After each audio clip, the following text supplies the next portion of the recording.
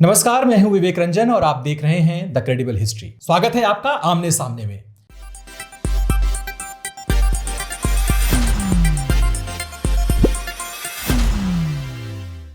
आंध्र प्रदेश की सरकार चंद्रबाबू नायडू ने मुसलमानों के लिए तोहफा दिया है और पूरा खजाना खोल दिया है। छोटी मोटी राशि नहीं है, करीब 5,500 करोड़ रुपए की सौगात दी गई है और इसमें बहुत सारी योजनाएं हैं। लेकिन क्या इस समय क्या जरूरत पड़ी है?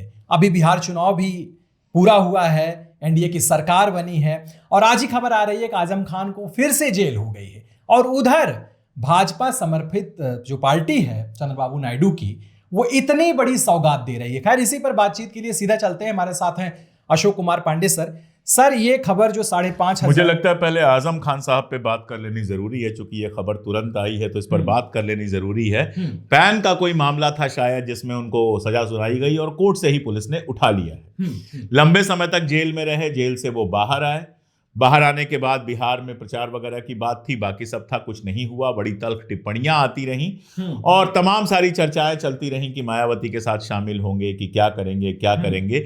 लेकिन उन्होंने बिल्कुल साफ साफ कहा कि मैं समाजवादी पार्टी छोड़कर नहीं जा रहा हूं। अपना दर्द भी बताया, लेकिन समाजवादी पार्टी में रहेंगे ये बात लगातार वो करते रहे।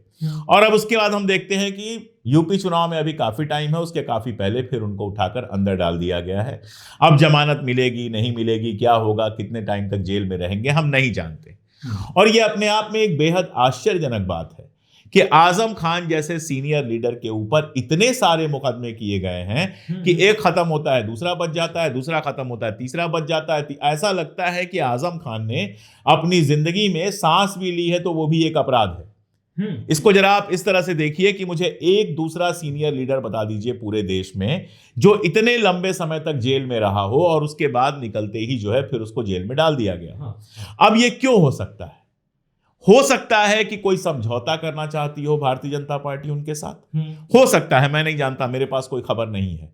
हो सकता है उनको कोई लालच दी गई हो और उन्होंने उसको स्वीकार ना किया हो। ये एक वजह हो सकती है। जब निकले थे तो बहुत सारे लोग कह रहे थे समझौता हो गया है, लेकिन अगर समझौता हो गया होता तो दोबारा जेल में नहीं जाते। हमारे पास टीसीएन का मंच है और कुछ तो है नहीं, तो हम तो यही कह सकते हैं कि ये विच हंटिंग है। अंग्रेजी में जैसे कहते हैं ना, विच हंटिंग, ये विच हंटिंग है। आपके यहां लोग, बड़े बड़े अपराधी आपके यहां आते हैं। अभी आज की खबर है, पालघर का जो मामला हुआ था जिसमें साधुओं को पीट पीट के मार डाला गया था, उसका जो मुख्य अपराधी था वो भारतीय जनता पार्टी में शामिल कराया गया। उसके बाद जब शोर मचा है, हल्ला मचा है, तब एक लेटर आया है और उसमें कहा गया उसको सस्पेंड रखा जाएगा। मतलब उसकी जो भारतीय जनता पार्टी में उसका जो प्रवेश है उसको सस्पेंड रखा जाएगा। इसका मतलब बीजेपी की भाषा में यह होता है कि जब शोरगुल कम हो जाएगा तो धीरे से शामिल करा लिया जाएगा। इस बार गलती यह हो गई कि वो पूरे अपने शक्ति प्रदर्शन के साथ आया, ताकत के साथ आया, तो वीडियो वगैरह वायरल हो गया। अदरवाइज उसको चुपचाप रख लिया जाएगा। वहां पर अजित दादा पवार के ऊपर अभी इतना बड़ा आरोप लगा, उसके पहले भी बड़े आरोप रहे हैं। प्रफुल्ल पटेल के ऊपर आरोप है, हिमंता बिस्वा शर्मा के ऊपर करप्शन के आरोप है। गिनाते चले जाइए बीजेपी में ऊपर से नीचे तक, कुछ ही लोग बच जाएंगे जिसके ऊपर आरोप नहीं है। लेकिन ये सारे लोग आजाद घूम रहे हैं, सांप्रदायिक जहर फैला रहे हैं। इनके साथ कोई कानून ऐसा लगता है कि है ही नहीं। अखलाक की हत्या करने वालों पर से आप मुकदमा ही वापस ले रहे हैं, लेकिन आजम खान साहब को आप गिरफ्तार करके रखेंगे। आजम खान साहब को आप, ऐसा लगता है कि ताउम्र जेल में रखने का आपने कसम खा ली है। उनकी उम्र भी अच्छी खासी हो गई है और जब दिख रहे थे काफी कमजोर दिख रहे थे। हम लोगों ने उनका प्राइम भी देखा है। तो मेरे ख्याल से सबसे पहली बात तो इसी पर जरूरी थी। ये बेहद दुर्भाग्यजनक है कि जिस तरह से आजम खान साहब को लगातार जेल में रखे जाने की साजिश हो रही है। अब जब बात पलट ही गई है सर, हम चंद्रबाबू नायडू पर तो आएंगे ही, इसमें यह भी जान लेना जरूरी है कि बिहार चुनाव इधर खिसका, इधर आजम साहब को जेल हुई। हाँ, बिल्कुल बिल्कुल, बिहार चुनाव खिसका और आजम खान को जेल हुई। अगर बिहार चुनाव के पहले ये जेल हुई होती तो बिहार में एक बड़ा मुद्दा होता। और मैंने बार बार कहा है कि जेडीयू को एक अच्छी खासी मुस्लिम पॉपुलेशन है जो वोट देती है, तो कम से कम उसका वोट तो किनारे होता ही होता, कुछ ना कुछ तो होता। हालांकि आजम खान बिहार में कितना बड़ा मुद्दा बन पाते मुझे नहीं पता, लेकिन फिर भी एक मुद्दा तो होता। बिहार चुनाव के बाद जो है चुपचाप उनको निपटा दिया गया।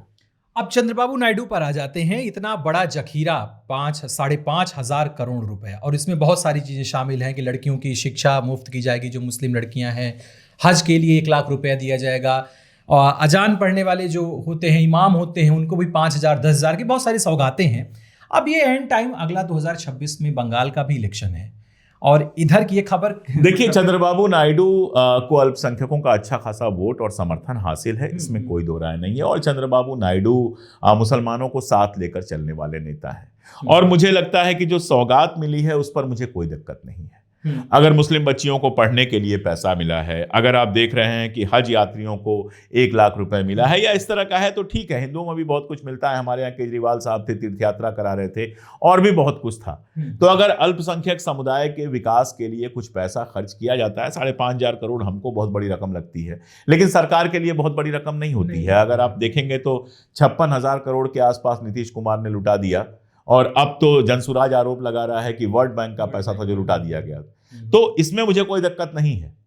मेरी दिक्कत यह है कि जो भारतीय जनता पार्टी, जो नरेंद्र मोदी, जो अमित शाह, अगर कांग्रेस सरकार में 100 रुपए भी खर्च हो जाए अल्पसंख्यकों के लिए तो तहलका मचा देते हैं, कांग्रेस को मुस्लिम लीग की पार्टी कह देते हैं। उन्हीं के दिए हुए फंड में से चंद्रबाबू नायडू जब पैसा बांट रहे हैं तो इनकी जबान सिल गई है।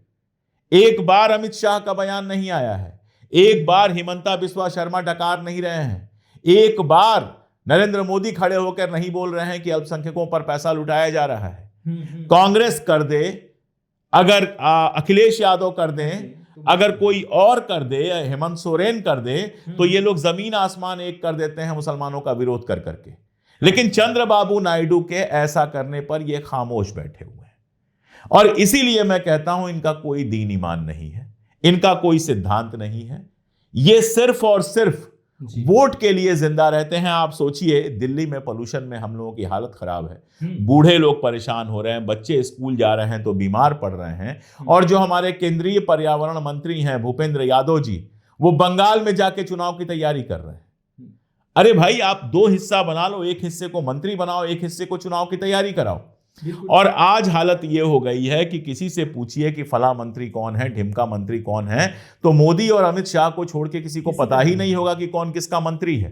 बिल्कुल बिल्कुल सही बात। तो ये जो दोहरा चरित्र है भारतीय जनता पार्टी का, जो ये डबल फेस है, जिसमें एक तरफ कांग्रेस के ऊपर इस तरह के आरोप लगातार जड़ दिए जाते हैं, समाजवादियों के ऊपर, स्टालिन के ऊपर जड़ दिए जाते हैं, लेकिन वही काम चंद्रबाबू नायडू करते हैं तो मोदी जी बैठ के तालियां बजा रहे हैं क्योंकि चंद्रबाबू नायडू का उनको समर्थन मिलता है। चंद्रबाबू नायडू को नाराज नहीं कर सकते हैं। अभी फिर चंद्रबाबू नायडू दिल्ली आएंगे और 2-4 हजार 10,000 करोड़ लेकर इनसे जाएंगे योजनाओं का, उसी में से दे रहे हैं ना, घर से थोड़े दे रहे हैं।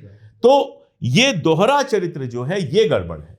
मैं तो बिल्कुल चाहूंगा अल्पसंख्यकों को सुविधाएं मिले, दलितों को मिले, आदिवासियों को मिले, महिलाओं को मिले और सामान्य भी जो छात्र हैं, जो गरीब छात्र हैं जिनके पास नहीं पढ़ने की, मैं तो चाहूंगा शिक्षा सबके लिए फ्री हो और कर सकती है ये सरकार।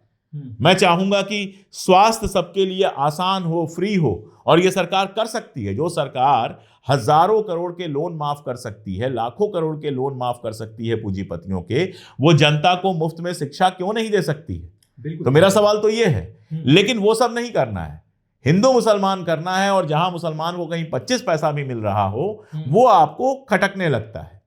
मुसलमानों के लिए जो छात्रवृत्तियां थी केंद्र सरकार की, उनकी ऐसी तैसी की गई और भी किया गया, बहुत कुछ किया गया। मुसलमान का तो नाम है, मैं हमेशा कहता हूं मुसलमान तो बहाना है, दलित असली निशाना है। तो बहुत कुछ किया गया है, लेकिन ये जो इनकी चुप्पी है, इससे जो भक्तगण हैं उनको समझ जाना चाहिए कि वो सिर्फ आपको बेवकूफ बनाने के अलावा कुछ नहीं कर रहे हैं। जी, इसमें एक चीज और अब इसी साथ जान लेते हैं सर, जहां तक अभी ये बजट की बात है, आश्वासन की बात है कि इतने बजट का आश्वासन दिया है सरकार ने। 2018 में भी उत्तराखंड की सरकार में भी इस तरह की बातें आई थी और आज तक जमीनी स्तर पर वो चीजें पूरी नहीं। अरे मोदी जी जाकर हाथ बढ़ा बढ़ा के बिहार में कह आए थे, इतने 1,000 करोड़ दे दूं, इतने 1,000 करोड़ दे दूं, ऐसा लगता है नीलामी में बैठे थे। तो घोषणा करना तो हमारी सरकारें सीख गई हैं जो कुछ नहीं करती। और वहीं पर आप देखिए, उसी आंध्र प्रदेश के अंदर 15.92 15.92 यानी कि लगभग 16 लाख, 8,000 कम रह जाते हैं, तो तकरीबन 16 लाख जो मनरेगा श्रमिक थे, जो मजदूरी करके मनरेगा में जिनको पैसा मिलता था और उनका घर चलता था, उनका नाम काट दिया गया है। अब उनको रोजगार मिलेगा कहां, नहीं मिलेगा नहीं पता। तो हमारे यहां यह काम चल रहा है, रेवड़ियां बांटो लेकिन नौकरी मत दो। नीतीश बाबू 10-10 हजार रुपए दे देते हैं, कभी लाडली बहना योजना चल जाती है। अब अल्पसंख्यकों के लिए देखिए असल में क्या हुआ है कि वक्फ बोर्ड वाले मामले पे चंद्रबाबू नायडू से मुसलमान हुए हैं नाराज, क्योंकि आप जाके केंद्र में समर्थन दे रहे हो। अब उनको थोड़ा सा खुश करने के लिए, और देखिए इमाम साहब लोगों को दे दिया जाता है, ऐसे दे दिया जाता है, गरीबों को कुछ खास नहीं मिलता। हालांकि इमाम साहब लोग भी कोई बहुत पैसे वाले नहीं होते, लेकिन धार्मिक मामले में आप पैसा देने की बात करते तो लगता है चलो हमारे लिए बहुत कर रहा है। जैसे है ना कि मंदिर में दान लोग कर देंगे, भूखे मरते को खाना नहीं देंगे। वही मामला हमारे सरकारों का है, दान कर देंगी और दान कोई अलग से नहीं कर रही है, हमारा आपका पॉकेट काट के कर रही है। हमसे आपसे टैक्सेशन लगातार बढ़ता जा रहा है, लेकिन जनता का जो अधिकार है, रोजगार है, वो देने के लिए कोई तैयार नहीं है। परमानेंट सोल्यूशन की तरफ कोई सोल्यूशन नहीं। मैं बार बार कहता हूं कि 10,000 रुपए किसी को दो, उससे अच्छा है कि 18,000 रुपए 20,000 रुपए की नौकरी दे दो। किसी युवा से आप पूछिए कि तुमको 1 लाख रुपए कैश दे दूं या 25,000 की नौकरी दे दूं, तो वो कहेगा भैया 25,000 की नौकरी दे दो। और जब 25,000 की नौकरी मिलती है तो आदमी सब खा नहीं जाता है, वही बाजार में जाता है, सामान खरीदता है, सिनेमा देखता है, गाड़ी खरीदेगा, तो बाजार में पैसा रोटेट होता है, बाजार भी ऊपर जाता है, डिमांड बढ़ती है, बाजार भी ऊपर होता है, और बहुत तरीके से चीजें सुधर जाती हैं। और ये जो पैसा आता है ये खत्म हो जाता है। 5 किलो अनाज आया, खाया, खत्म हो गया, कहानी खत्म। 10,000 रुपए मिला, ये कहा जा रहा है लोन दिया गया, सब डूब जाएगा, कोई पैसा वापस नहीं आने वाला, खत्म। 10,000 रुपए क्या होता है, कितने दिन चलेगा? लेकिन नौकरी देना जो होता है, रोजगार देना जो होता है, वो नहीं हो रहा है। रोजगार लगातार खत्म किए जा रहे हैं। तो नायडू साहब ने भी वही रोल निभाया है। लगभग 16 लाख लोगों से मनरेगा की मजदूरी छीन ली है और ये 5,500 करोड़ की रेवड़ी का आश्वासन दे दिया है। सर बस इसी से हम अंत करेंगे कि जैसे अभी आंध्र प्रदेश का तो ठीक है कि 2026 में बंगाल चुनाव आना है और इनका पूरा टारगेट एक तरीके से मुसलमानों को लेकर के है, उसमें भी वो मुसलमान जो अपने समाज में थोड़े से तिरस्कृत हैं या गरीब हैं, उन वंचितों को लेके। अब क्या ऐसा हो सकता है कि 2026 में ममता बनर्जी के गढ़ में जाकर के और चंद्रबाबू नायडू का इस मॉडल को लेकर के भाजपा वहां कूदने की कोशिश करेगी? नहीं, मुझे नहीं लगता है कि बंगाल में वो करेगी, क्योंकि बंगाल में हिंदुत्व की राजनीति पर ही ये चुनाव लड़ेंगे। अभी से बहुत साफ दिखाई दे रहा है बंगाल में ये हिंदुत्व की राजनीति पे चुनाव लड़ेंगे और ममता दीदी की कोशिश होगी कि बंगाली गैर बंगाली का मामला उठाएं। देखिए कहां तक पहुंचता है। ठीक है दर्शकों, आप भी इस पर नजर बनाए रखें और अब देखना यह है कि जो ये आश्वासन दिया गया है 5,500 करोड़ रुपए का, मुसलमानों को आश्वासन दिया गया है उनकी व्यवस्थाओं को लेकर के, कई सरकारें इस तरह कर चुकी हैं, लेकिन जमीन पर चीजें अभी दिखी नहीं है। तो नजर बनाए रखिए, देखते रहिए आमने सामने अपना विशेष कार्यक्रम। कमेंट में हमें जरूर बताएं, प्रतिक्रिया दें, सवाल पूछें। आपके सवालों का, आपके फीडबैक का हमें इंतजार रहता है, उसको भी हम पूरी तरीके से शामिल करने की कोशिश करेंगे। देखते रहिए द क्रेडिबल न्यूज़।